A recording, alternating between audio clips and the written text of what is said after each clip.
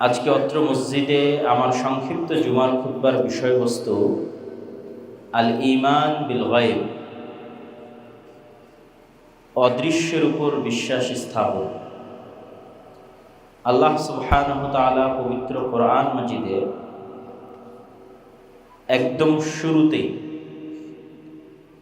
যখন পবিত্র কোরআন যালিকাল কিতাবু লা রাইবা ফীহি হুদাল লিল মুত্তাকিন, এটি সেই কিতাব যা মুত্তাকিদের জন্য অবতীর্ণ হয়েছে, বলতে গিয়ে মুত্তাকিদের পরিচয়ে এক নম্বরে উল্লেখ করেছেন ইউমিনুনা বিল গায়ব, যারা অদৃশ্যের উপর বিশ্বাস স্থাপন করে।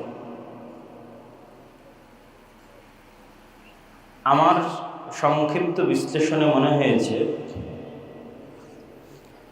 অধিকাংশ মুসলমান শুধু মুখে ঈমান আনার কথা বলেন,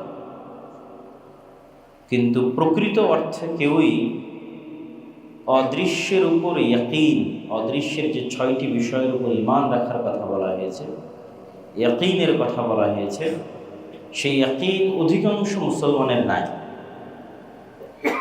ইয়াকিন এমন এক স্তর যা বাস্তবে চোখে দেখার যে বিশ্বাস, সেটিকে বলা হয় ইয়াকিনের স্তর। যেমন আপনি জানেন যে আগুন জ্বালিয়ে দেয়, এটিও ইয়াকিনের স্তর নয়। যখন আপনার নিজের হাত আগুনে পুড়ে যাবে এবং আপনি বুঝবেন যে আগুনে পুড়লে কেমন লাগে, তখন যে এই বিষয়ের উপর আপনার বিশ্বাসটা অর্জন হবে যে আসলে আগুন পুড়িয়ে দেয়, এই কথাটার উপর তখনকার বিশ্বাসটা হচ্ছে ইয়াকিন। আপনি জানেন মক্কা মদিনা আছে, লন্ডন আছে, আমেরিকা আছে, কিন্তু কোনোদিন নিজে চোখে দেখেননি। বিশেষ করে যখন অডিও ভিডিও ছিল না, তখনকার যুগের কথা যদি বলি, তো আপনার বিশ্বাস ইয়াকিনের স্তরে পৌঁছে যাবে যখন আপনি নিজে চোখে যাবেন এবং দেখবেন, তখন যে বিশ্বাস সেটি ইয়াকিন। তো অদৃশ্যের বিষয়গুলোর প্রতি আল্লাহ সুবহানাহু ওয়া তাআলা এমন বিশ্বাসের কথা বলছেন, যেমন বিশ্বাস যেন মানুষ দেখে ফেলেছে অথবা হয়ে গেছে। হয়ে যাওয়া ঘটনার উপর, চোখের সামনে ঘটা ঘটনার উপর মানুষের যেমন বিশ্বাস থাকে, এই জন্য আল্লাহ সুবহানাহু ওয়া তাআলা পবিত্র কোরআন মাজিদে কিয়ামতের কথা বলতে গিয়ে সবসময় অতীতবাচক, পাস্ট টেন্স, যে কিয়ামত সংঘটিত হয়ে গেছে, এই ধরনের বাক্য এবং শব্দ ব্যবহার করেছে। মৃত্যু হয়ে গেছে, কেননা ভবিষ্যতের একটা ঘটনার বিষয়ে সন্দেহ থাকে। যে যেমন গত 16 বছর যে সরকার ছিল, মানুষ বলতো হ্যাঁ পড়তে পারে, এই পড়বে, এই বিদায় নিবে, কিন্তু এটা সন্দেহযুক্ত। আর এখন নিশ্চিত যে চলে গেছে নাই, এই চলে গেছে নাই এটা কতটা সত্য, আর চলে যাবে থাকবে না ওটা কতটা সত্য, দুটির মধ্যে অনেক পার্থক্য।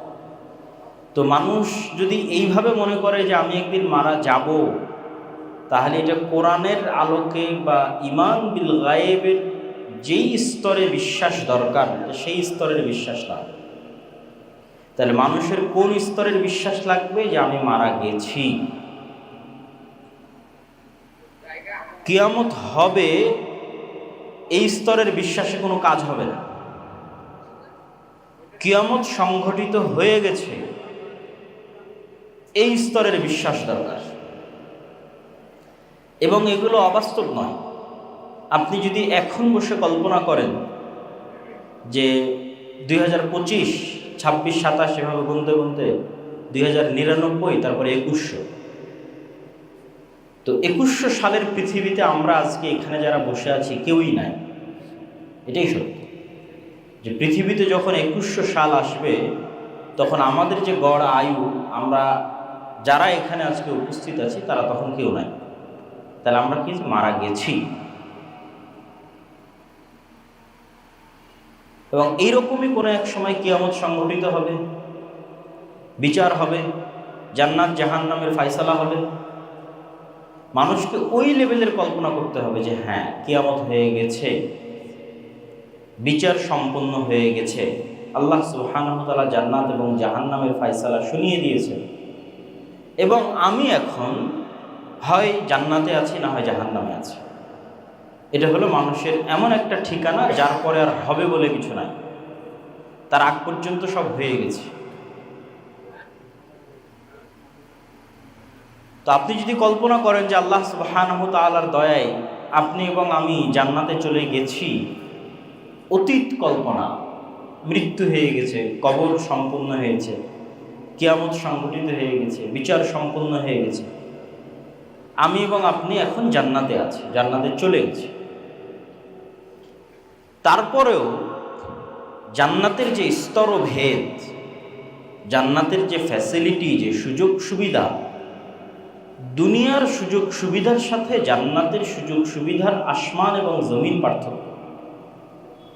যেমন দুনিয়াতে একটা মসজিদে আমরা গেলাম যেখানে এসি আছে, এই মসজিদে আসলাম এখানে এসি নাই, এটা দুনিয়ার সুযোগ সুবিধার পার্থক্য। দুনিয়াতে আর একটা মসজিদে যাব যেখানে ফ্যানও নাই, বিদ্যুৎও নাই, কারেন্টও নাই। দুনিয়ারই একটা মসজিদে যাব যেখানে হয়তো টাইলস আছে, এমন টাইলস যা রোদেও ঠান্ডা থাকে। এগুলো দুনিয়াবি সুযোগ সুবিধাগত পার্থক্য। এর চাইতে বড় পার্থক্য তৈরি হবে জান্নাতে। দুনিয়ার পার্থক্য দেখে মানুষের যতটুকু আফসোস হয় যে ওর বাড়িতে এসি আছে আমার বাড়িতে নাই, ওর বাড়িতে কারেন্ট আছে আমার বাড়িতে নাই, ওর বাড়িতে ফ্রিজ আছে আমার বাড়িতে নাই, এই দুনিয়াবি সামান্য সুযোগ সুবিধা দেখে মানুষের মধ্যে যে আফসোস তৈরি হয়, জান্নাতের সুযোগ সুবিধার পার্থক্য এত বেশি যে ওখানকার আফসোসের মাত্রা হবে আরও বেশি। আমি জাহান্নামের কথা বলতেছি, জান্নাতে যাওয়ার পর যে আফসোস হবে জান্নাতের সুযোগ সুবিধার পার্থক্যের কারণে। আমাদেরকে যদি সর্বনিম্ন স্তরের জান্নাত দেওয়া হয় তাহলে তার প্রশস্ততা আসমান এবং জমিনের সমান, তথা একজন ব্যক্তির রাজত্বই থাকবে আসমান এবং জমিনের সমান। এই 1-2 কাঠা নয়, সমগ্র পৃথিবী আল্লাহ সুবহানাহু ওয়া তাআলা তাকে দিয়ে দেবে। কিন্তু তারপরও আফসোস, একটা সুবিধাগত পার্থক্য বলি, যে জান্নাতের একটা ফ্যাসিলিটিগত পার্থক্য।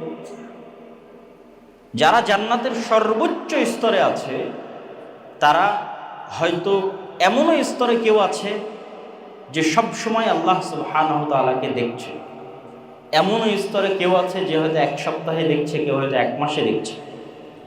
আর আমরা হয়তো এমন সর্বনিম্ন স্তরে আছি যেখানে মাসকে মাস, বছরকে বছর পার হয়ে গেলেও আল্লাহ সুবহানাহু ওয়া তাআলার সাক্ষাৎ হয় না, দেখা হয় না।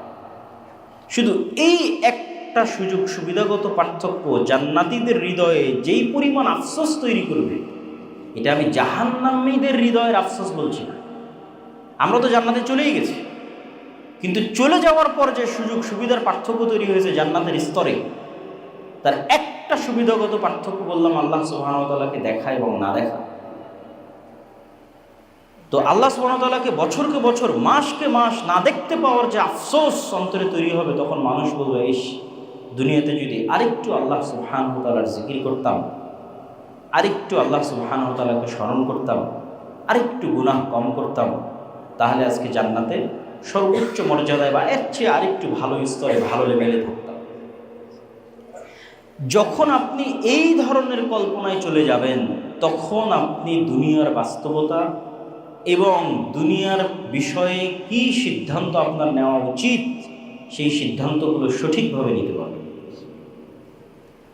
মুসলমানদের অধিকাংশ মুসলমানের ঈমান বিল গায়েব, ইয়াকিনের স্তরে তো নয়ই, অধিকাংশ আলেম ওলামা, বিভিন্ন ইসলামী দল সংগঠন, তাদেরও নয়। কি জন্য নয়?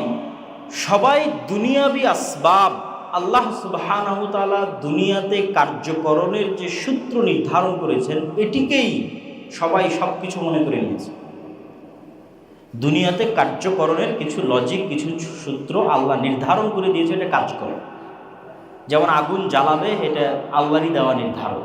ছুরি কাটবে, এটা আল্লাহ সুবহানাহু ওয়া তাআলারই দেওয়া নির্ধারণ। যারা জ্ঞানী হবে তারা শক্তিশালী হবে, যারা তাদের টাকা থাকবে, তাদের প্রভাব থাকবে, এগুলো আল্লাহ সুবহানাহু ওয়া তাআলার দেওয়া নিয়ম। তো দুনিয়াবি যে কার্যকরণের সূত্র আছে, এটাই সব কিছু। এই বিশ্বাস 90% বেশি মুসলমানের, আলেম ওলামার, ইসলামী দল এবং সংগঠনের। আল্লাহ সুবহানাহু ওয়া তাআলা চাইলে সবই পরিবর্তন করে দিতে পারেন। ঈমান বিল গায়ব, ঈমান বিল গায়বের একটা বড় অংশ হচ্ছে ফেরেশতা। ফেরেশতারা পৃথিবীতে আছে, ফেরেশতারা আমাদের সহযোগিতা করতে পারে, ফেরেশতারা আমাদের সহযোগিতায় আকাশ থেকে নেমে আসে, এগুলোর প্রতি আমাদের ন্যূনতম বিশ্বাস নাই। ইয়াকিন তো বহু দূরের কথা।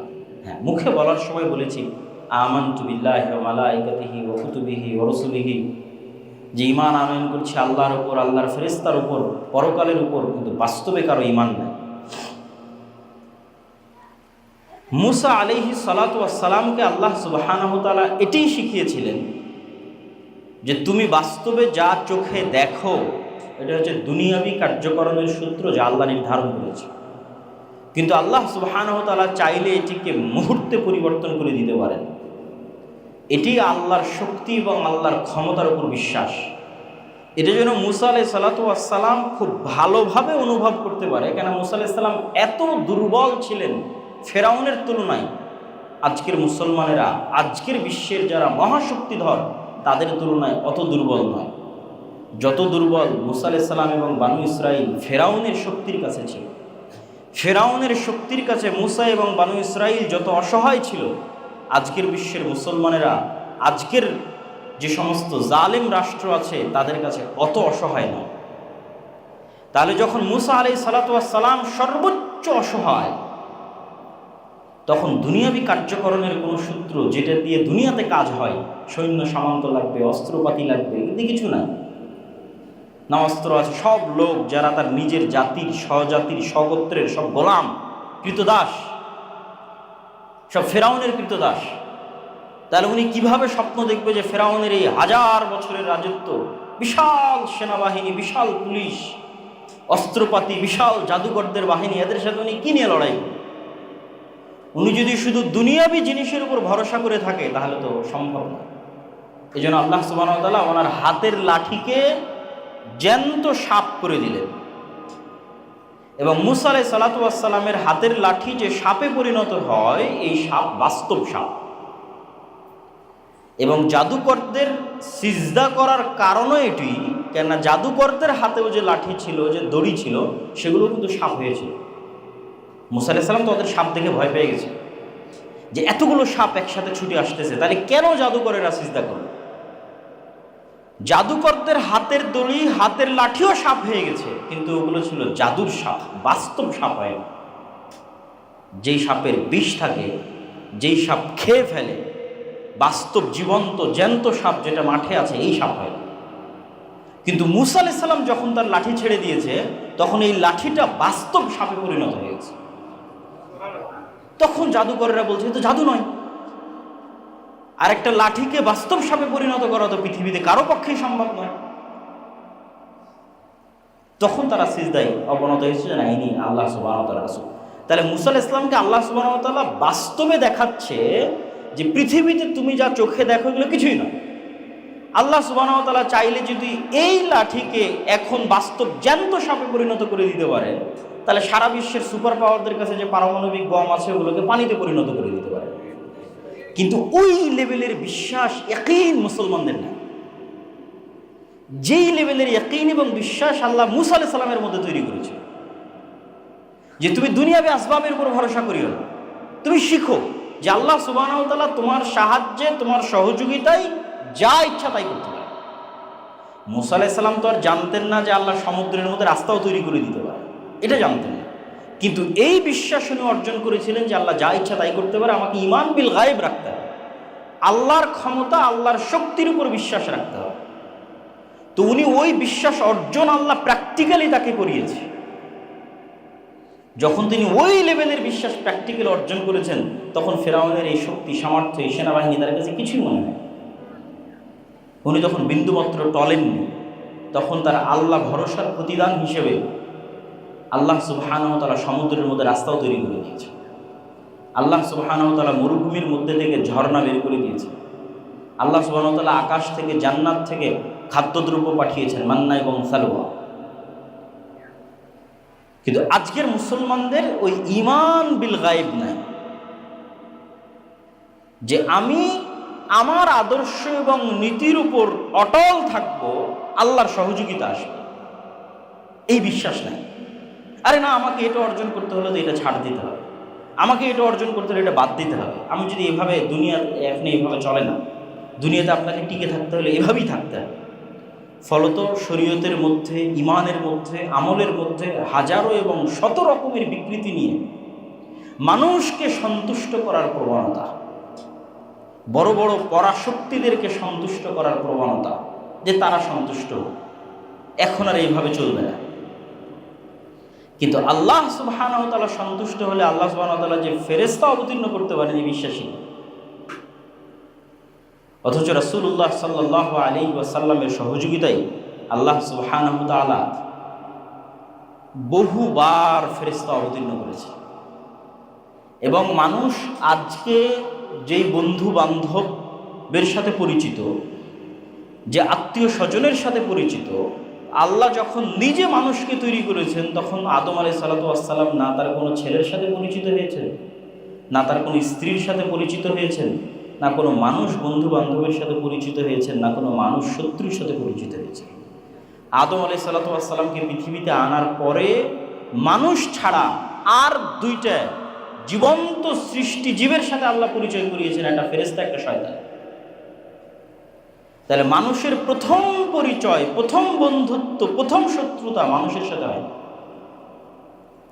মানুষের প্রথম পরিচয়, প্রথম বন্ধুত্ব, প্রথম শত্রুতা হয়েছে ভিন্ন জগতের দুই সৃষ্টি জীবের সাথে, একটা শয়তান, একটা ফেরেশতা।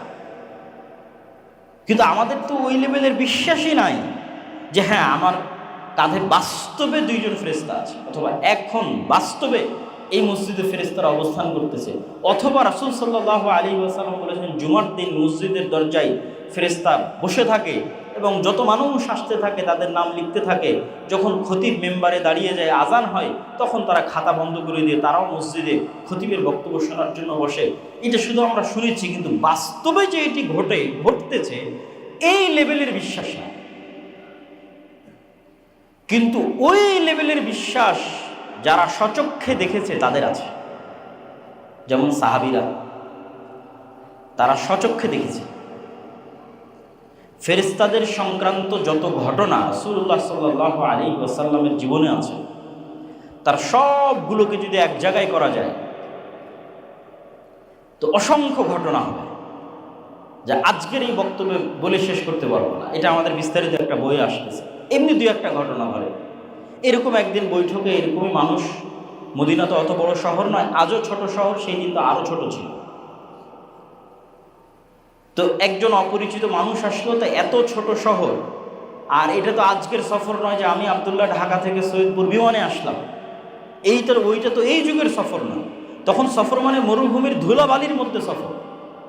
তাহলে হয় এই মানুষ এই গ্রামের হলে আমি চিনব, আর যদি এই গ্রামের না হয় তাহলে তোকে মরুভূমি সফর করে আসতে গেছে, তার প্রভাব ওর গায়ে থাকবে। তো সফরেরও আলামত নাই, পরিষ্কার ধবধবে সুন্দর চকচকে, সরাসরি এসে আল্লাহ রাসূল সাল্লাল্লাহু আলাইহি ওয়াসাল্লামকে জিজ্ঞেস করছে ইমান কি, ইসলাম কি, ইহসান কি। উত্তর দেওয়া শেষ, ফেরত চলে যাচ্ছে। আল্লাহ নবী বলছেন তোমরা কি জানো কে এসেছিল? বললেন আল্লাহ এবং আল্লাহ রাসূল ভালো জানে। বলে জিবরাইল এসেছিল তোমাদেরকে দিন শেখানোর জন্য। তাহলে এখানে সাহাবীরা বাস্তবে দেখতেছে যে জিবরাইলের অস্তিত্ব, যে পৃথিবীতে জিবরাইল এক্সিস্ট করে, আছে, ফেরেশতারা আমাদের আশেপাশে আছে, তারা মানুষের রূপ ধারণ করে আসতে পারে, সচক্ষে দেখতেছে। তাহলে ওদের ঈমান কোন লেভেলে থাকবে? ওরা মানুষের সাথে কম্প্রোমাইজ করতে চাইবে, না আল্লাহর ওই সাহায্যের ভরসায় আদর্শ অটল থেকে ঝাঁপিয়ে পড়বে? ওরা তো দেখেছে রাসূল সাল্লাল্লাহু আলাইহি ওয়াসাল্লামের সাথে বদরের যুদ্ধে, উহুদের যুদ্ধে, খন্দকের যুদ্ধে কিভাবে ফেরেশতা নেমে আসতো। সাদ বিন মুআজের জানাজার ক্ষেত্রে রাসূল সাল্লাল্লাহু আলাইহি ওয়াসাল্লাম বলছেন যে সাদ বিন মুআজের জানাজায় ৭০,০০০ ফেরেশতা অংশগ্রহণ করেছে, এবং তার লাশ যখন ভারী হচ্ছিল ওজনে, রাসূল সাল্লাল্লাহু আলাইহি ওয়াসাল্লাম বললেন এই লাশের সাথে ফেরেশতা আছে এত বেশি পরিমাণে যে লাশের ওজন ভারী হয়ে গেছে। খন্দকের যুদ্ধ শেষ করে রাসূল সাল্লাল্লাহু আলাইহি ওয়াসাল্লাম যখন বাড়িতে আসলেন, এসে যখন তার তরবারি রেখে দিয়ে গোসল করতে যাচ্ছেন, জিবরাইল এসে বলছে আপনি তরবারি রেখে দিয়েছেন, আমরা তো রাখিনি। কেন? ওই যে ইহুদিদের 3টা গোত্র, বানু কুরাইজা, বানু কায়নুকা, বানু নাজির, এরা বিশ্বাসঘাতকতা করেছিল খন্দকের সময়। এদেরকে শেষ করতে হবে, বিশ্বাসঘাতক রাখা যাবে না, মদিনা থেকে বের করে দিতে হবে। তো আনাস রাদিয়াল্লাহু তাআলা আনহু বলছে যে আমরা যখন ইহুদিদের এই গোত্রগুলোর দিকে এগিয়ে যাচ্ছিলাম, তখন এদের বাসস্থলের অলিগলিতে জিব্রাইলের বাহিনীর উড়ন্ত ধুলা আমরা দেখছিলাম। সহিহ হাদিস, যে জিব্রাইলের বাহিনীর উড়ন্ত ধুলা আমাদের আগে আমরা সচক্ষে দেখছিলাম। তাহলে তারা নিজে চোখে ফেরেশতাদের সহযোগিতা দেখেছে, যে আল্লাহ আসমান থেকে ফেরেশতা পাঠিয়েছে মুহাম্মদ সাল্লাল্লাহু আলাইহি ওয়াসাল্লামকে সহযোগিতা করার জন্য। তাহলে ওদের ঈমান কোন লেভেলের? ঈমান বিল গায়ব, যে ফেরেশতা আছে, ফেরেশতা আমাদের হিসাব লিখছে এবং ফেরেশতারা আমাদের সাহায্যে পৃথিবীতে নেমে আসতে পারে। এরকম কত অসংখ্য হাদিস, একের পর এক বলতে থাকলে হাদিস শেষ হবে না, শুধু ফেরেশতা সংক্রান্ত হাদিস। কিন্তু আপনি মুসলমানদের কাছে যান, আলেম ওলামাদের কাছে যান, সবাই দুনিয়াবী আসবাবের উপর ভরসা করে আছে। কারো আল্লাহ সুবহানাহু ওয়া তাআলার শক্তি, ক্ষমতা এবং গায়েবের উপর বিশ্বাস নাই এবং অটল ঈমান নাই। এরকম 50টা মানুষও যদি তৈরি হয়, যাদের এরকম 50টা মানুষও যদি তৈরি হয় যাদের ব্যাটারি আছে নাকি? আছে, আচ্ছা।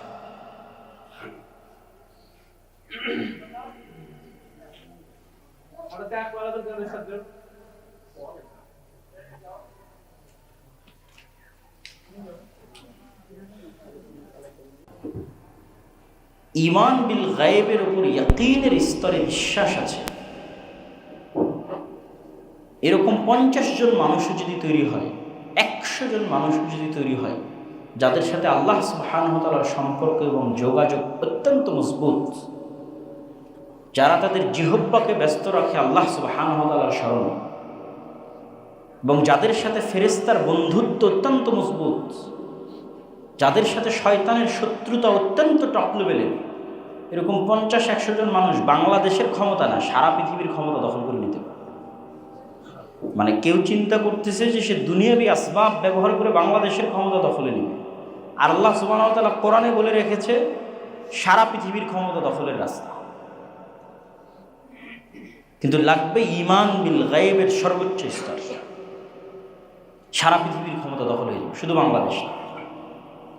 আর দুনিয়াবী আসবাবের উপর ভিত্তি করে ক্ষমতা দখল করবেন, আল্লাহ সুবহানাহু ওয়া তাআলার দ্বীনের সাথে কম্প্রোমাইজ করে, ওই আসবাব দিয়ে আল্লাহ আপনাকে অপমান করবে, ওই আসবাব দিয়ে আল্লাহ আপনার পতন ঘটাবে, ওই আসবাব দিয়ে আল্লাহ সুবহানাহু ওয়া তাআলা আপনাকে ছোট করবে। এটা আল্লাহ সুবহানাহু ওয়া তাআলার নিয়ম। মানুষ যখন আল্লাহ ব্যতীত অন্য কাউকে বেশি ভালোবাসে, ইবনুল কাইয়িম রাহিমাহুল্লাহ বলছেন, ওইটা দিয়ে আল্লাহ সুবহানাহু ওয়া তাআলা আপনাকে কষ্ট দেয়। মনে করেন কোনো একজন মেয়েকে আপনি আল্লাহর চেয়ে বেশি ভালোবেসেছেন, ওই মেয়ে আপনাকে এমন ছেঁকা দেওয়া দিবে, ওইটা দিয়ে আল্লাহ সুবহানাহু ওয়া তাআলা আপনাকে কষ্ট দেবে। এই জন্য ভুলেও কোনো কিছুকে আল্লাহ সুবহানাহু ওয়া তাআলার চেয়ে বেশি ভালোবাসতেন। মনে করেন টাকাকে আপনি আল্লাহ সুবহানাহু ওয়া তাআলার চেয়ে বেশি ভালোবাসতেন, টাকা দিয়ে আল্লাহ সুবহানাহু ওয়া তাআলা আপনাকে ধ্বংস করবে। এটা আল্লাহ সুবহানাহু ওয়া তাআলার নিয়ম। তো ফেরেশতাদের সাথে বন্ধুত্ব, আল্লাহ সুবহানাহু ওয়া তাআলার গায়বের উপর বিশ্বাস, শয়তানের সাথে শত্রুতা, এটাই আদম আলাইহিস সালাতু ওয়াস সালাম আমাদের আদি পিতা সাথে ঘটেছে, ওটাই আমাদের রাস্তা। এই জন্য আপনাকে এবং আমাকে সতর্ক করার জন্য রাসূলুল্লাহ সাল্লাল্লাহু আলাইহি ওয়াসাল্লাম বলেছেন, মা মিন মাউলুদিন, এমন কোনো আদম সন্তান নেই, জন্ম নেয়নি, যার সাথে দুইজন বন্ধু সবসময় থাকে না। একজন ফেরেশতা বন্ধু, একজন শয়তান বন্ধু। প্রত্যেক আদম সন্তানের সাথে সবসময় একজন শয়তান বন্ধু, একজন ফেরেশতা বন্ধু। এবং রাসূল সাল্লাল্লাহু আলাইহি সাল্লাম আরও বলছেন, মানুষের মাথায় যখন কল্যাণকর কোনো চিন্তা আসে ওটা ফেরেশতার কাছ থেকে, অকল্যাণকর কোনো চিন্তা আসে সেটা শয়তানের পক্ষ থেকে। তাহলে আপনি যখনই মনে করবেন যে আপনি একাই আছেন, আর কোরআন এবং হাদিস বলছে আপনি একসাথে 3 জন আছেন, আপনি নিজে, আপনার ফেরেশতা বন্ধু, আপনার শয়তান বন্ধু, যখন আপনি মনে করবেন 3 জন আছেন তখন ফাইট হবে। আর যখন মনে করবেন আপনি একাই আছেন এবং মনে করছেন ফজরে ঘুমিয়ে আছি, এটা তো আমার নিজের জন্যই ঘুমিয়ে আছি, গান শুনছি, এটা তো আসলে আমারই শুনতে ভালো লাগছে, এই জন্য শুনছি। এটাই তো শয়তানের সবচেয়ে বড় ধোঁকা, এটাই। আর আপনি যদি ফজরে ঘুমিয়েও থাকেন এই মনে করে যে আমাকে ঘুমিয়ে রাখাচ্ছে শয়তান, এইটা ওই ঘুমিয়ে থাকার চেয়ে ভালো যেই ঘুমিয়ে থাকায় আপনি মনে করছেন আপনি ঘুমিয়ে আছেন। দুইজন ব্যক্তি ফজরে ঘুমিয়ে আছে, একজন জানে যে আমাকে ঘুমিয়ে রাখতেছে কে বলেন তো? শয়তান। এই ব্যক্তি ভালো ওই ব্যক্তির চেয়ে যে মনে করতেছে যে আমি তো নিজেই ঘুমাচ্ছি। ও আসলে খেলার নিয়ম জানে না। খেলার নিয়ম না জানলে আপনি খেলবেন কীভাবে? মানে ফুটবল খেলতে গেলে তো আপনাকে খেলার নিয়ম জানতে হবে, কোন দিক দিয়ে মারলে গোল হবে, ফাউল যেন না হয়, ঠিক আছে, প্ল্যানটি কী, কীভাবে আউট হয়, নিয়ম না জানলে তো আপনি খেলতে পারবেন না। ক্রিকেট খেলতে গেলে কোন দাগ পার হলে 4 হবে, কীভাবে পার হলে ছক্কা হবে, বা গ্রামের যত ধরনের খেলা আছে কিতকিত করে যেটাই হোক, প্রত্যেকটা নিয়ম আছে। ওই নিয়মটা জানলে আপনি খেলতে পারবেন। আপনি তো নিয়মই জানেন না যে এই যে পৃথিবীতে যে আপনি প্রেরিত হয়েছেন, এখানে আপনার সাথে কি গেমটা চলতেছে এটাই তো আপনি জানেন। আর যদি ন্যূনতম এই জ্ঞানটুকু আপনার কাছে থাকে যে না আমি একা না, একসাথে 3 জন, আমার সাথে একজন শয়তান আছে, একজন ফেরেশতা আছে, তাহলে অন্তত আপনি খেলার নিয়মটা শিখেছেন। ভালো খেলতে পারবেন কি পারবেন না সেটা পরে নির্ভর করছে, নিয়ম তো অন্তত জানেন যে আমার অন্তরে প্রত্যেক যে খারাপ কাজের কথা উদিত হচ্ছে এটা আমার শত্রু শয়তান হচ্ছে। এখন আমি শয়তানের কথা শুনবো না সেটা আমার ডিসিশন, কিন্তু এটা আমার ডিসিশন নয়, এটা শয়তান আমাকে করতে বলতেছে। আর প্রত্যেক যে কল্যাণকর কাজের কথা আমার মনে উদিত হচ্ছে এটা আমার বন্ধু ফেরেশতা ইলহাম হিসেবে আমাকে দিচ্ছে। আমি নিব কি নিব না, গ্রহণ করব কি করব না, সেটা আমার সিদ্ধান্ত। এবং এগুলো বানিয়ে বলতেছি না, রাসূল সাল্লাল্লাহু আলাইহি ওয়াসাল্লামের হাদিসে স্পষ্ট আছে। আমি হয়তো একটু সাজিয়ে গুছিয়ে বলতেছি যে মানুষ যখন সকালে ঘুমিয়ে থাকে তখন শয়তান এসে বলে নাম নাম, ঘুমাও, 3টে গিট দেয় রাসূল সাল্লাল্লাহু আলাইহি ওয়াসাল্লাম বলছে। তাহলে ওটা আপনার ইচ্ছা নয়, এটা শয়তান আপনাকে বলতেছে। এবং আপনি যদি ইন প্র্যাকটিক্যাল লাইফ শয়তানের অস্তিত্ব এবং ফেরেশতার অস্তিত্ব পরীক্ষা করে দেখতে চান, যে আমি বাস্তব জীবনে আজকে আব্দুল্লাহ বিন আব্দুর রাজ্জাকের বক্তব্য পরীক্ষা করতে চাই যে হ্যাঁ শয়তান আছে আর হ্যাঁ ফেরেশতা আছে, তাহলে অসংখ্য পরীক্ষা আছে। 2টা পরীক্ষা আজকে আপনাদের দিয়ে যাই। আর যখন এই রাস্তায় চলা শুরু করবেন তখন অটোমেটিক আপনি আরও ভালো জ্ঞান অর্জন করবেন, আরও ভালো শিখতে থাকবেন। প্রথম পরীক্ষা, শয়তান আছে, তার অস্তিত্ব। আপনি খুব ভালো প্রস্তুতি নিয়ে অজু করে গোসল করে নতুন জামা কাপড় গায়ে দিয়ে নিরিবিলি ঘরে দরজা জানলা লাগিয়ে যেখানে কোনো ডিস্টার্ব নাই এরকম জায়গায় 2 রাকাত সালাত আদায়ের প্রস্তুতি নেবেন। যেই 2 রাকাত সালাত আদায়ে দুনিয়ার কোনো কথা আপনার মাথায় আসবে না, শুধু আল্লাহর কথাই স্মরণে থাকবে। এই যে এত লম্বা প্রস্তুতি নিয়েছেন, নিজের নাফসের উপর কন্ট্রোল রাখতেছেন, কোনো ডিস্টার্ব নাই, মোবাইল নাই, আওয়াজ নাই, সাউন্ড নাই, কিচ্ছু নাই, সালাত শুরু করেছেন, 2 মিনিট যেতে না যেতেই 2 মিনিট যেতে না যেতেই আপনি দেখবেন যে আপনার মন আল্লাহ সুবহানাহু ওয়া তাআলার স্মরণ ব্যতীত কোনো দুনিয়াবি স্মরণে লেগে গেছে, অথচ আপনি বুঝতেই পারেননি, আপনার অজান্তে। মানে যদি আপনার জানতে হতো তাহলে আমি বুঝতাম যে না শয়তান নাই, কিন্তু আপনার মন আপনার অজান্তে, আপনি তো সজাগ আছেন, সচেতন আছেন, যেন আমি পুরো সালাত আল্লাহকে স্মরণে রাখতে পারি, দুনিয়ার কোনো কথা যেন না আসে। সজাগ, সচেতন, কনসাস, কনসেন্ট্রেশন থাকার পরেও মন অন্যদিকে চলে গেছে। তাহলে মনকে কে নিয়ে গেল অন্যদিকে? বলেন, কে নিয়ে গেল? শয়তান। আর কি প্রমাণ নেবেন শয়তানের অস্তিত্ব?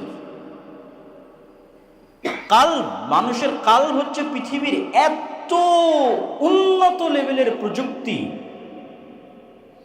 যে এটা কালেব, সদা সর্বদা পরিবর্তনশীল। মানুষের চিন্তা, চেতনা, আত্মপরিচয় সব কাল্ব থেকে নির্ধারিত হয়। পৃথিবী যত উন্নতই হোক, ডাটা ট্রান্সফার করতে পারে, মরে যাওয়া মানুষের ব্রেনের সব হাদিস বের করে নিয়ে চলে আসতে পারে, ইমাম বুখারীর ব্রেন কপি হয়ে যেতে পারে, কিন্তু ইমাম বুখারীর যে আত্মপরিচয়, আইনস্টাইন, নিউটনের ব্রেন কপি হয়ে যেতে পারে, কিন্তু ওদের আত্মপরিচয় ফেরত আসবে না। এই আত্মপরিচয়টা কালবের উপর নির্ভর করে, যেখানে রূহ আল্লাহ সুবহানাহু ওয়া তাআলা দিয়েছে, যেটা দেখা যায় না, যেটা ধরার মতো কোনো প্রযুক্তি পৃথিবীতে নাই। এটা অনেক উপর লেভেলের প্রযুক্তি, যেখানে সরাসরি শয়তান কানেক্ট হতে পারে, যেখানে সরাসরি ফেরেশতা কানেক্ট হতে পারে, মানে পৃথিবীর সৃষ্টিজীবের বাইরেও আলাদা জগতের সৃষ্টিজীব যেই হৃদয়ের সাথে কানেক্ট হতে পারে। এটা ওই লেভেলের মেশিন, ওই লেভেলের যন্ত্র, ওই লেভেলের টেকনোলজি, প্রযুক্তি, যেখানে পৃথিবীর জগতের বাইরের প্রাণীরাও যুক্ত হয়, ফেরেশতা যুক্ত হয়, শয়তান যুক্ত হয়, যার প্রমাণ পৃথিবীতে আছে। এবং ফেরেশতার এবার অস্তিত্বের প্রমাণ নেন। কোনোদিন যদি পরীক্ষা থাকে, তাহলে পরীক্ষা ধরার জন্য ঘুম থেকে উঠতে হবে রাইট টাইমে, এটার জন্য যেরকম শক্ত নিয়ত থাকে। কখনো যদি ট্রেন থাকে, বিমান থাকে, তাহলে ট্রেন বিমান ধরতে হবে, এইটার জন্য ঘুম থেকে সঠিক সময় জাগতে হবে, এটার জন্য যেমন শক্ত নিয়ত থাকে, এই রকম শক্ত নিয়ত একদিন করবেন ফজরের সালাতের জন্য। ওই লেভেলের নিয়ত আপনার কালবে তৈরি হবে ফজরের সালাতের জন্য। এবার আপনাকে আমি দেখাবো যে এই পৃথিবীতে ফেরেশতা আছে। আপনার কোনো অ্যালার্ম লাগবে না, কোনো বাপ মাকে বলা লাগবে না যে আমাকে ঘুম থেকে তুলে দিও, ঠিক আছে? কোনো মোবাইলে অ্যালার্ম দেওয়া লাগবে না, কেউ এসে ডেকে দিবে, গেটে বাড়ি দিবে, কিচ্ছু লাগবে না। কেননা পৃথিবীতে তো ফেরেশতারা আছে আপনাকে সহযোগিতা করার জন্য, হাজার কাজ করে দেওয়ার জন্য ফেরেশতা আছে পৃথিবীতে। তো আপনাকে রাইট টাইমে ফজরে উঠিয়ে দেওয়ার দায়িত্ব ফেরেশতা পালন করবে। আপনি পরীক্ষা করে দেখেন যে আপনাকে উঠিয়ে দেয় কিনা ফজরে। যে কোনো প্রকার সিচুয়েশন তৈরি করে, কোনো প্রকার মোবাইলের অ্যালার্ম ছাড়া, মানুষের ডাকা ছাড়া, কিচ্ছু ছাড়া আপনাকে ফজরে উঠিয়ে দেবে।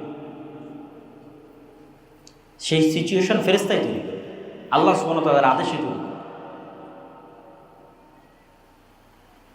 কিন্তু আমাদের অবস্থা কি? আমরা হচ্ছে এমনভাবে শয়তানের সাথে কানেক্টেড, কেন আমাদের পরকালের উপর বিশ্বাস নেই। আমরা তো চিন্তা করছি মারা যাব, কিয়ামত হবে, এটা তো কখনো চিন্তা করিনি। মারা গেছি, কিয়ামত হয়ে গেছে, এখন জান্নাত বা জাহান্নামে আছি, তাহলে কি করা উচিত? ওই লেভেলের তো ইয়াকিন নাই, ফেরেশতাদের উপর ইয়াকিন নাই। তখন আমাদের পুরো লাইফটা হয়ে গেছে শয়তান কেন্দ্রিক। আমাদের বাড়িতে, আশেপাশে, সকল ক্ষেত্রে শয়তানের অ্যাক্সেস। যেমন আমরা মোবাইলের ওয়াইফাইয়ের অ্যাক্সেস দিই, ঠিক আছে? তারপরে বিদ্যুৎ চোরাই লাইন সরবরাহ করি, অ্যাক্সেস দিই আর একজনকে। ওয়াইফাইয়েরটা বেশি কানেক্টিং এই জন্য যে ওটা তার ছাড়াই অ্যাক্সেস পাওয়া যায়, চোখে দেখা যায় না এরকম অ্যাক্সেস। তো এই অ্যাক্সেসও চোখে দেখা যায় না। আমাদের বাড়ির আশেপাশে সব জায়গায়, আমাদের জীবনের সর্বত্র আমরা শয়তানকে অ্যাক্সেস দিয়ে রেখেছি। শয়তান যা যা ভালোবাসে আমরা তাই করি। শয়তান অপবিত্রতা ভালোবাসে, আমরা অপবিত্রই থাকি। কেউ পেশাবের যত্ন নেয় না, পেশাব ছিটে না আসুক সেই দিকে খেয়াল করে না। অজু অবস্থায় থাকতে হবে সেই মর্মে কোনো সচেতনতা নেই। সালাতবিহীন জীবন, এটা তো শয়তানের জন্য সবচেয়ে সুবর্ণ সুযোগ। কুকুর শ্রীগালের মতো জীবন, সালাতবিহীন জীবন। তাহলে তো 24 ঘন্টা আমার আশেপাশে শয়তান আছে। বাড়িতে ঢোকার সময় সালাম নাই, খাওয়ার সময় বিসমিল্লাহ নাই, জিকির নাই, তাহলে কন্টিনিউয়াস আমি শয়তান হিসেবে জীবনযাপন করতেছি, শয়তানের গোলাম হিসেবে, শয়তানের দাস হিসেবে। আর যদি আমি আল্লাহ সুবহানাহু ওয়া তাআলার সাথে কানেক্ট হতে চাই, সঠিক রাস্তায় থাক, তাহলে তো আপনি যখন শয়তানের সাথে আছেন তখন আপনি সঠিক রাস্তায় ফিরবেন কিভাবে? সহযোগিতাকারী বন্ধুই তো নাই। বন্ধু থাকলে না সে আশেপাশে ব্রেনের মধ্যে মাঝে মধ্যে ভালো কথা দিবে, তাহলে কিছু ভালো কাজ করার উৎসাহ তৈরি হবে। তো সব শত্রুকে বন্ধু করে রেখেছি, ভালো কাজের ইচ্ছা তৈরি হবে কোথায়? তৈরি হবে না ইচ্ছা, অন্তর মারা গেছে, মৃত অন্তর। আর যখন আশেপাশে ফেরেশতাকে অ্যাক্সেস দিবেন, পবিত্র ফেরেশতারা পবিত্র, এরা পবিত্রতা ভালোবাসে। রাসূল সাল্লাল্লাহু আলাইহি ওয়াসাল্লামের মুখের স্বাভাবিক গন্ধ ফেরেশতা সহ্য করতে পারত না, আপনার বিড়ির গন্ধ কিভাবে সহ্য করবে বলেন? রাসূল সাল্লাল্লাহু আলাইহি সাল্লামের মুখের পবিত্র গন্ধ ফেরেশতাদের কষ্ট হতো, এই কারণে বারবার রাসূল সাল্লাল্লাহু আলাইহি সাল্লামকে বলতো আপনি মিসওয়াক করেন, মিসওয়াক করেন, মিসওয়াক করেন। আল্লাহ নবী বলছে তোমরা কেউ পেঁয়াজ রসুন খেয়ে মসজিদে আসবে না, ফেরেশতাদের কষ্ট হয়। আপনি যদি সারাদিন বিড়ি সিগারেটের মধ্যে আছেন, তাহলে আপনার আশেপাশে ফেরেশতা আসবে? তাহলে আপনার আশেপাশে সবসময় কে আছে? শয়তান আছে। তাহলে আশেপাশে শয়তান আছে এবং আপনিও শয়তানের বন্ধু হিসেবে আপনিও আস্ত একটা শয়তান পৃথিবীতে বসবাস করতেছেন, কিছুই করার নাই। আর যখন আপনি পবিত্র থাকবেন, সালাত আদায় করবেন, জিকির 24 ঘন্টার যে পরিবর্ধনের উপর আল্লাহ সুবহানাহু ওয়া তাআলা জিকির দিয়েছে। বাড়িতে ঢুকলে, বাড়ি থেকে বের হলে, গাড়িতে উঠলে, মসজিদে ঢুকলে, মসজিদ থেকে বের হলে, টয়লেটে প্রবেশ করলে, টয়লেট থেকে বের হলে, এগুলো প্রত্যেকটা তো আসলে শয়তানের বিরুদ্ধে এক একটা অস্ত্র, যুদ্ধাস্ত্র। যখন ওগুলো সবসময় আপনি ইউজ করবেন, তখন আপনার আশেপাশে সবসময় ফেরেশতা থাকবে। বাড়িতে রহমতের ফেরেশতারা থাকবে। এমনি আপনার ভালো কাজের মন তৈরি হবে, সালাত আদায় করতে মন চাইবে, কোরআন তেলাওয়াত করতে মন চাইবে। আর সবসময় শয়তান থাকলে বছরও কোনো দিন কোরআন পড়া হবে না। শয়তানের অস্তিত্বের আরেকটা প্রমাণ হচ্ছে কোরআন। কোরআন পড়ার আগে আল্লাহ বলছে আউযু বিল্লাহি মিনাশ শাইতানির রাজিম, শয়তান থেকে বাঁচতে চাও। কেন এই কোরআন শয়তান তোমাকে পড়তেই দিবে না। আপনি ফেসবুক চালান, ঘন্টার পর ঘন্টা চালাতে পারবেন। মুভি দেখেন, নাটক দেখেন, চায়ের স্টলে বসে টিভি দেখেন, ঘন্টার পর ঘন্টা দেখতে পারবেন। আসেন 5 মিনিট কোরআন পড়েন, ধৈর্য ধরে রাখতে পারবেন। কেন শয়তান কন্টিনিউয়াস, আপনার উপর শয়তানের প্রভাব এবং কন্ট্রোল সর্বোচ্চ পর্যায়ে আছে। সম্মানিত উপস্থিতি, গায়েবের প্রতি ঈমান মজবুত করা এবং পৃথিবীতে যে আমরা অবস্থান করছি এই পৃথিবীর অস্তিত্বটা পরকালের নিশ্চয়তার সাথে তুলনা করা এবং পৃথিবীতে আসলে খেলাটা কিভাবে চলতেছে শয়তান এবং ফেরেশতার অস্তিত্বের মাধ্যমে এটা অনুধাবন করা এবং সে অনুযায়ী আল্লাহ সুবহানাহু ওয়া তাআলার উপর আস্থা এবং বিশ্বাস রেখে ভালো বন্ধুদের একটা হচ্ছে ফেরেশতা, তাদের আরও নিকটবর্তী হওয়া, আল্লাহ সুবহানাহু ওয়া তাআলার আরও নিকটবর্তী হওয়া, এই রাস্তাগুলো অবলম্বনের মাধ্যমে ঈমান বিল গায়েবকে ইয়াকিনের স্তরে নিয়ে গেলে আপনার মধ্যে যেই শক্তি, যেই সামর্থ্য, যেই নেতৃত্ব, যেই প্রভাব তৈরি হবে, এটা শুধু বাংলাদেশ বিজয় করে ক্ষান্ত হবে না, বরং সমগ্র পৃথিবী বিজয় করতে পারবে। আল্লাহ সুবহানাহু ওয়া তাআলা আমাদেরকে সেই তৌফিক এবং সেই সুযোগ দান করুন, আল্লাহুম্মা আমিন। এবং আমাদের সবার অন্তরে নূর, আল্লাহুম্মা জাআল ফি কলবি নূরা, রাসূল সাল্লাল্লাহু আলাইহি ওয়াসাল্লাম দোয়া করতেন। ফেরেশতারা হচ্ছে নূরের তৈরি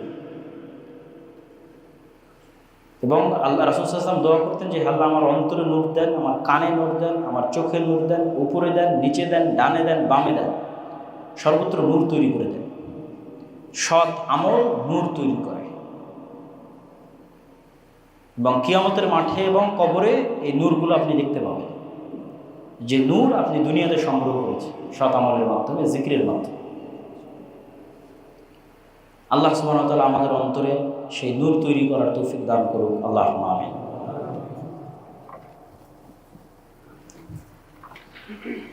আলহামদুলিল্লাহ ওয়াহদাহু ওয়াসসালাতু ওয়াসসালামু আলা মান লা নাবিয়্যা বা'দাহ।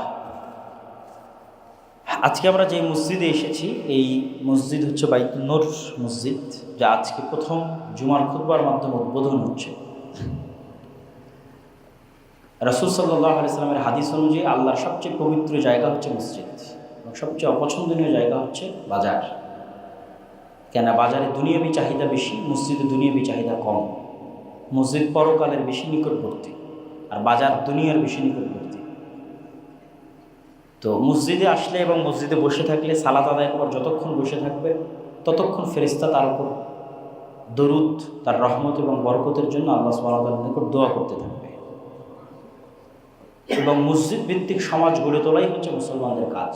মসজিদের সাথে যে অন্তর যুক্ত থাকবে, এই যুক্ত থাকা অন্তর বিশিষ্ট মানুষকে তৈরি করাই তো মুসলমানদের কাজ। মসজিদ আবাদ করা, মসজিদকে ধরে রাখা এবং মসজিদ ভিত্তিক সমাজ তৈরি করা, এটাই সংগঠন। এর চেয়ে পাওয়ারফুল কোনো সংগঠন পৃথিবীতে আসেও নি, ভবিষ্যতেও আসবে না। এর চেয়ে পাওয়ারফুল কোনো সিস্টেম যেটার মাধ্যমে মানুষ একটা আদর্শকে লালন করবে, একটা আদর্শকে ধরে রাখবে, এর চেয়ে পাওয়ারফুল সিস্টেম পৃথিবীতে আসেও নি, ভবিষ্যতেও আসবে না। সেটা হচ্ছে ইসলামের আদর্শকে লালন করার জন্য মসজিদ ভিত্তিক সমাজ ব্যবস্থা গড়ে তোলা। তো যারা এই মসজিদ তৈরির উদ্যোগ নিয়েছে এবং এই পর্যন্ত আসতে পেরেছে, আমি কিছু যুবকদেরকে চিনি, তারাই হয়তো মূল উদ্যোক্তা। তো তারা এত বড় সাহস করেছে এবং এই পর্যন্ত আসতে পেরেছে। আমি অত্র এলাকাবাসীকে উদাত্ত আহ্বান জানাবো যে আপনারা আপনাদের সর্বোচ্চটা এই মসজিদের কাজে এবং আল্লাহ সুবহানাহু ওয়া তাআলার সন্তুষ্টির জন্য সহযোগিতা করার চেষ্টা করবেন, আল্লাহুম্মা আমিন। কিয়ামতের মাঠেও টাকা কাজে আসবে, যেমন দুনিয়াতে টাকা কাজে আসে। দুনিয়াতে বিপদে পড়ে গেলেই দেখবেন যে টাকা কাজে আসে। অসুখ হলে টাকা লাগে, কেস কোর্ট কাচারি মামলাতে পড়লে টাকা লাগে, ঠিক আছে, অফিস আদালত বিভিন্ন জায়গায় কাজ পার করে নেওয়ার জন্য টাকা লাগে, বিপদে আপদে টাকা লাগে। কিয়ামতের মাঠেও যখন বিপদে পড়বেন তখন টাকা লাগবে, কিন্তু তখন তো আর নতুন করে টাকা তৈরি হবে না। এখন পাঠিয়ে রাখলে সেটা তখন কাজে। যেমন আপনি দুনিয়ার মেয়ের বিবাহের জন্য বিপদ আপদে সেই জন্য ব্যাংকে জমা রাখতেছেন না, তো পরকালীন বিপদ আপদ তো আছে, সেই ব্যাংকে কে জমা রাখবে? ওইটা তো আর তখন তৈরি হবে না, কিয়ামতের মাঠে তো আর তৈরি হবে না। কিন্তু পরকালে কিন্তু মানুষ যে কোনো সময় বিপদে পড়ে যাবে। কত গুনাহ করেছেন, কতজনকে গালি দিয়েছেন, গীবত দিয়েছেন, কি করেছেন, ঠিক মতো সালাত আদায় করেন, অমুক তুমুক, অসংখ্য বিপদ। ওগুলো কাভার দিবে কি? ওগুলো কাভার দেওয়ার জন্য প্রচুর পরিমাণে ব্যাংকে টাকা জমা রাখতে হবে, পরকালের ব্যাংক, যাতে আল্লাহ সুবহানাহু ওয়া তাআলার নিকটে। আর আল্লাহর কাছে জমা রাখার সবচেয়ে বড় ফায়দা হচ্ছে ব্যাংকে আর আপনাকে কত পার্সেন্ট লাভ দেবে। আর আল্লাহ সুবহানাহু ওয়া তাআলা ওটাকে 1 গুণ, 10 গুণ, 700 গুণ এবং চাইলে তার চেয়েও বেশি বাড়াতে থাকবে। একটা টাকাকে আল্লাহ সুবহানাহু ওয়া তাআলা এভাবে কিয়ামত পর্যন্ত বাড়াতেই থাকে। তাহলে যখন আপনার পরকালের ব্যাংকে ভালো পরিমাণ অ্যামাউন্ট আছে, মানে আপনি কোটি কোটি টাকার মালিক কিয়ামতের মাঠে, তাহলে এখন শত শত পাওনাদার যদি চলে আসে, কখন কার গীবত করেছেন, কখন কাকে গালি দিয়েছেন, কখন কোথায় নামাজ ছুটে গেছে, তখন এই সমস্ত দানের নেকি দিয়ে তখন ওই সমস্ত গুনাহগুলো, ইবাদতের কমতিগুলো কভার হবে। এবং যদি দান ভালো পরিমাণ থেকে থাকে, শেষ না হয়, তাহলে দানের নেকির বদৌলতে আপনি জান্নাতে চলে যাবেন। এই জন্য আল্লাহ বলেছে যে সালাত দিয়ে, হজ দিয়ে, এগুলো দিয়ে বাক্য ব্যবহার করা আছে জান্নাত পাওয়া যায়। আর দান এবং শহীদ, এই দুইটার ক্ষেত্রে বলা আছে জান্নাত কেনা যায়, কেনার মালিকানা। আর একটা যে আমি দিলাম, দান করলাম, দুইটার মালিকানা ভিন্ন রকম। যে আমি আমার নিজের অর্জিত টাকা দিয়ে জমি কিনেছি, আর একটা হচ্ছে না আপনাকে কেউ হেবা সূত্রে দান করে দিল। দুটোর মধ্যে অনেক পার্থক্য। তাহলে কেউ যদি শহীদ হয়ে যায়, ও জান্নাত কিনে নিয়েছে। আর কেউ যদি ব্যাপক পরিমাণ আল্লাহ সুবহানাহু ওয়া তাআলার রাস্তায় দান করে, তো ও জান্নাত কিনে নিয়েছে। আল্লাহ সুবহানাহু ওয়া তাআলা তার কাছে জান্নাত বিক্রি করেছে। এই জন্য আল্লাহ মানুষকে আহ্বান করেছে যে তোমরা তো দুনিয়াতে ব্যবসা করছো, আমার সাথেও ব্যবসা করো। হাল আদুল্লুকুম আলা তিজারাতিন তুনজিকুম মিন আযাবিন নার। দুনিয়ার ব্যবসা তো আমরা ভালো বুঝি, আল্লাহ ব্যবসা করার জন্য প্রস্তুত আছে। আল্লাহ বিক্রি করবেন জান্নাতের জায়গা, আর আপনি কিনবেন জান্নাতের জায়গা। আল্লাহ সুবহানাহু ওয়া তাআলার সাথে ব্যবসা হবে, এবং এটি অতি লাভজনক ব্যবসা। এই ব্যবসায় কোনো লস নাই। পৃথিবীর ব্যবসায় লস হতে পারে, আল্লাহ নিজে এটাকে ব্যবসা হিসেবে তুলে ধরেছে। এবং ক্রয় বিক্রয় শব্দ ব্যবহার করা আছে। আমি বানিয়ে ক্রয় বিক্রয় বলছি তা না, আল্লাহ নিজে বলেছেন ক্রয় বিক্রয়, আমি বিক্রি করব, তোমরা কিনবা। তো এই মসজিদের কাছে সহযোগিতা স্বরূপ দান করবেন, এটি উদাত্ত আহ্বান। আর যেহেতু এই সমস্ত অঞ্চলে আমাদের আশা খুব কম হয়, তো আমাদের সাথে স্থায়ী যোগাযোগের মাধ্যমই হচ্ছে মাসিক আল ইতিসাম। আমি নিজে মাসিক আল ইতিসামে নিয়মিত সম্পাদকীয় লিখি, প্রতি মাসে 2টা প্রবন্ধ যায় নিয়মিত, তো আমারই লেখা থাকে 3টে নিয়মিত। এবং সম্পাদকীয়গুলোতে সমসাময়িক বিভিন্ন ইস্যু, যেমন এই মাসেরটাতে আছে জাতিসংঘের মানবাধিকার কমিশন, সামনের মাসে আসতেছে বাংলাদেশে বর্তমান সরকারের আমলে এনজিওদের যে বাংলাদেশের পুরো অর্থনীতিকে গ্রাস করা এবং পুরো শিক্ষা ব্যবস্থাকে গ্রাস করার যে চক্রান্ত, যেটা প্রাথমিক বিদ্যালয়ে গানের শিক্ষক নিয়োগের মাধ্যমে এই সরকার প্রমাণ করতে যাচ্ছে, যেটার আমরা সর্বোচ্চ প্রতিবাদ জানাচ্ছি। এবং আমরা এটিও বলতে চাচ্ছি যে যদি এটি প্রতিবাদের মাধ্যমে বন্ধ করা সম্ভব না হয়, তাহলে প্রাথমিক স্কুলে সন্তান পাঠানো হারাম হিসেবে গণ্য হবে। ভিক্ষা করে হলেও প্রাথমিক স্কুলের পাশে সুন্দর আর একটা ইসলামিক স্কুল, ইসলামিক মাদ্রাসা তৈরি করতে হবে, যেখানে কোরআন হাদিস থেকে শুরু করে ইংরেজি, বাংলা, গণিত, সায়েন্স সবই উন্নত মানের শেখানো ইনশাআল্লাহ। তো এই বিষয়ের সম্পাদকীয় আসতেছে সামনের মাসে। তো এই যে মাসিক আল ইতিসামটা প্রতি মাসে আপনাদের কাছে থাকা উচিত, এই মসজিদে আসা উচিত। আরও যারা বিভিন্ন অঞ্চল থেকে আজকে এখানে এসেছেন, তাদেরকেও সংগ্রহ করার উদাত্ত আহ্বান জানাবো। আর সর্বোপরি মসজিদ ভিত্তিক মক্তব নিয়ে আমাদের যে কার্যক্রম চলে, সেটির সাথে যুক্ত হওয়া। এবার আমাদের মক্তব প্রতিযোগিতা জাতীয় পর্যায়ে টিভি চ্যানেলে আয়োজিত হতে যাচ্ছে, যদি আল্লাহ সুবহানাহু ওয়া তাআলা কবুল করে ইনশাআল্লাহ। সেখানে আপনাদের ছেলেমেয়েরাই পারফর্ম করবে। গ্রামের একদম পাড়াগা থেকে উঠে আসা মক্তবের ছেলেরা প্রতিযোগিতায় অংশগ্রহণ করে টিভি চ্যানেল পর্যন্ত, জাতীয় পর্যায় পর্যন্ত চলে যাচ্ছে আলহামদুলিল্লাহ। তো এইটির সাথে যুক্ত হওয়া এবং এই প্রতিযোগিতাগুলোতে অংশগ্রহণ করা, এটিকে আপনাদের দাওয়াতি কাজের বড় একটা মাধ্যম হিসেবে গ্রহণ করতে পারেন। আমাদের ট্রেনিংয়ের ব্যবস্থা আছে, যাতায়াত খরচও আমরা দিই, থাকা খাওয়া খরচও আমরা দিই, শুধু পাঠানো আপনাদের কাজ, যিনি মক্তবে শিক্ষক হবেন তাকে। আর সর্বশেষ সালাফি কনফারেন্সের দাওয়াত দিচ্ছি আগামী 6-7 নভেম্বর রাজশাহীতে। দেশ বিদেশের আলেম ওলামা থাকবে, পাকিস্তান, ভারত, সৌদি আরব, 3 দেশের আলেম ওলামা থাকবে, বাংলাদেশের তো থাকবেই, আর আমরা তো থাকবোই ইনশাআল্লাহ। তো সালাফি কনফারেন্সের দাওয়াত, সালাফি কনফারেন্সের কিছু ফেস্টুনও হয়তো আজকে আছে। যারা বিভিন্ন অঞ্চল থেকে এসেছেন তাদেরকে ফেস্টুনগুলো নিয়ে যাওয়ার জন্য অনুরোধ জানাবো। আর সকলকে অংশগ্রহণ করতে আহ্বান জানাবো। যদি কোনো মতে রাজশাহীটা মিস হয় তাহলে দিনাজপুরেরটা যেন মিস না হয়, যেটা ফেব্রুয়ারির সম্ভবত 6 তারিখ, মাসিক আল ইতিসামের পিছনের পৃষ্ঠে দেওয়া আছে। দিনাজপুর জামিয়া সালাফি কনফারেন্সে অথবা রাজশাহী জামিয়া সালাফি কনফারেন্সে অথবা দুইটাতেই অংশগ্রহণের উদাত্ত আহ্বান জানাচ্ছি এবং আজকের বক্তব্য এখানেই শেষ করছি। রাসূল সাল্লাল্লাহু আলাইহি ওয়াসাল্লামের প্রতি আমরা দরুদ পড়ি। ইয়া আইয়ুহাল্লাযীনা আমানু সাল্লু আলাইহি ওয়া সাল্লিমু তাসলিমা। আল্লাহুম্মা সাল্লি আলা মুহাম্মাদ ওয়া আলা আলি মুহাম্মাদ কামা সাল্লাইতা আলা ইব্রাহিম ওয়া আলা আলি ইব্রাহিম ইন্নাকা হামিদুম মাজিদ। আল্লাহুম্মা বারিক আলা মুহাম্মাদ ওয়া আলা আলি মুহাম্মাদ কামা বারাকতা আলা ইব্রাহিম